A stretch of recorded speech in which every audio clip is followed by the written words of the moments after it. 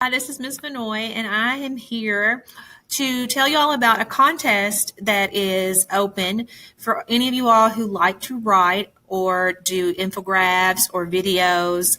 I want to give you this option to enter this contest, which is for Scope Magazine. Let me show you kind of go through the things that you might need to know.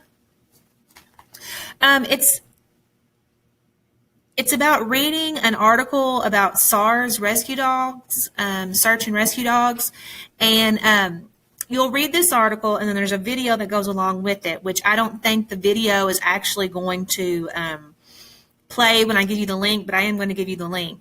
It's called Lost in the Woods. So you'll read this article about SARs rescue dogs, and then you're going to answer with the form of either an essay, a video, or an infographic about rescue dogs. So I went through this, and one of the very first things I want to give you is, let me make my little head smaller here, is I want you all to have the Google Classroom codes. I know a lot of my sixth graders have already signed up for the sixth grade writing class. This is just going to be something, even if you aren't in my physical writing class, when we come back to in-person school or online or distance learning school, this is going to be a resource for you to go and access links to videos, any kind of resources like on transition work, anything that I can think of that you might need help with in your ELA classes or writing in any of your content classes, I'm going to put in this Google Classroom. So here are the codes. You might want to pause it, write down if you're 6th, 7th, or 8th grade, and join that Google Classroom. When we do these writing contests for the Encore classes, I will put all the different forms and links that you might need for the contest on this Google Classroom. So pause right now and then write down your Google Classroom code and get joined in. All right, we're back. Here's what the contest entry form says. This is kind of the long version, and I'm going to show you how I broke it down. After reading the article, you're going to watch the Beyond the Video or Beyond the Story video about SAR dogs. Then you're going to explain why they're uniquely qualified for search and rescue work. So your topic, your thesis statement should be something about how SARS dogs are uniquely qualified for search and rescue work because, and come up with at least 2 or 3 good reasons that you can give some examples for. It says you can do it in an essay, a video, or an infographic. There are going to be 3 winners that are going to be picked, and you're going to get fame, notoriety, and then you're also going to get a free book, Rescue Dogs in Birds, the very first book in the series. I broke it down into steps. Step 1, you got to read the actual article, Lost in the Woods. You'll find this link on my Google Classroom in the assignment. After reading it, you're going to watch the Beyond the Story video about SARS dogs. I'm going to play it at the end of this YouTube video, so you'll be able to see it within this video. Then you got to decide how you're going to, what mode of writing are you going to do? Are you going to do an essay? Are you going to perform it as a video, an infographic, what? And then once you've decided the mode of writing, you've got to be able to answer that question. Why are SAR dogs uniquely qualified for search and rescue work? And you've got to use text evidence from that article. Now, here is a criteria for success. In other words, you can call it the rubric. You got to clearly state that central idea. There needs to be that clear thesis statement, good organization transitions. You need to be writing it in paragraph form, 4 to 5 paragraphs. Use of supporting text evidence. You need to be able to go back and look at the text and find evidence to support it. And then, of course, you've got to have good grammar, spelling, and punctuation because you want to be able to communicate as effectively as possible. Something that I always do when I think about, especially something in a contest kind of format, I want to look at what has won in the past. Like, what are some really good models? Again, if you want to be great at softball, you watch great softball players. You train under the best softball coaches. You want to play with the best softball players. So this is the same thing. You want to go and look and see what's won in the past, what's good quality writing, so I can kind of look at that, not copy it, but be inspired by it and kind of look at the methods that maybe they used. Now here is the contest entry form. At this time, they're only accepting it by email because of COVID-19. You got to be 18 years or older is the person who submits it. I'm going to submit it as your teacher. I'm going to take care of all this stuff. I'll change it in from a Google Doc to a to a Word document. I'll do all this. The only thing that I need you to do is to actually do the assignment, turn it in on Google Classrooms in that assignment if you want to. This is just an optional assignment. And you need to take a picture of that, the contest entry form that looks like this. Let me find it for you. It looks like this right here on the right side, or excuse me, left side. You'll just have to fill all these things out, and there needs to be a signature.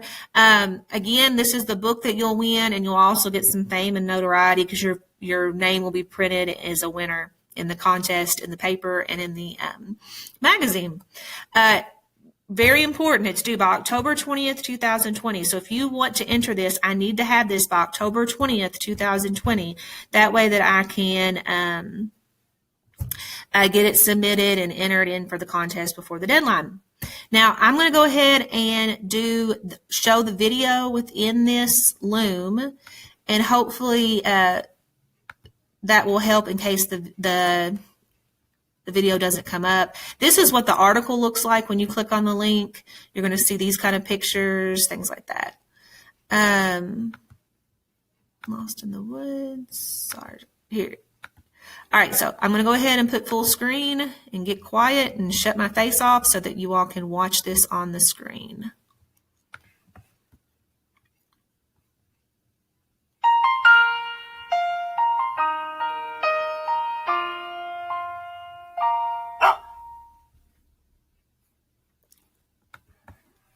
Dogs. They've been by our sides for thousands of years. They've marched with us into battle. They've worked on our farms and ranches. They've been our helpers and our closest companions. But today, dogs also hold a special job: search and rescue. There are many types of search dogs. Wilderness search dogs can locate lost people in a wide area. Avalanche dogs can find skiers buried in snow. And urban disaster search dogs can find survivors after a disaster, like an earthquake, mudslide, or hurricane. To learn about urban disaster search dogs, let's take a trip to the National Disaster Search Dog Training Center in Santa Paula, California. Since it was founded in 1996, this elite program has trained hundreds of urban disaster search dogs. Using their powerful sense of smell, their energy and agility, and their desire to play and be rewarded, these extraordinary canines learn to find survivors after a disaster. To find out more, we hopped on a Zoom call with Denise Sanders, the Director of Communications at SDF. What traits do you look for in a search dog? Search dogs instinctively have this hunt drive where they just will not quit searching until you ask them to stop. And so when they graduate our program, they've learned to use that skill to find survivors in the aftermath of disasters. They just have endless energy. Where do you find the dogs that you train? We comb shelters throughout the United States looking for dogs with these traits. We know that these dogs do not make good pets. We joke that these are the dogs that they won't be sitting on the couch with you watching TV. They'll be eating the couch because they need a job. And so there is no better place to find the dogs that need a second leash on life, as we say, than in a shelter. When a dog first comes to the Search Dog Foundation's campus, oftentimes they've come from situations that might not be so great. However, within about a week or two, oftentimes we see these dogs absolutely transform. How are the dogs trained? So the very first day, they learn to bark, and that bark alert is what's going to tell rescuers someday at a real disaster that the dog has found someone and that someone needs help. And so the trainer asks them to bark, and then they get that toy as their reward. And now they get to tug on that toy, and that toy tug reward is what these dogs live for. We're not forcing them to do it, but we're asking them to do it and rewarding them for that. And that is a skill that is both natural as well as learned and honed throughout a career. What about physical training? These canines go through basically an Olympic athlete's training regimen to be sure that physically, mentally, they're ready to go. They need to be prepared, and we need to minimize and prevent any injury. What do the dogs do when they arrive at a disaster site? Our search dogs have deployed to everything from hurricanes, earthquakes, other things like even a building collapse. The first thing that they're going to do is look at the landscape, listen to the authorities on the ground that are there and they know the situation. And then from there, though, they're going to release that dog in the area that they think is their best bet to try and find whomever it is that they are looking for.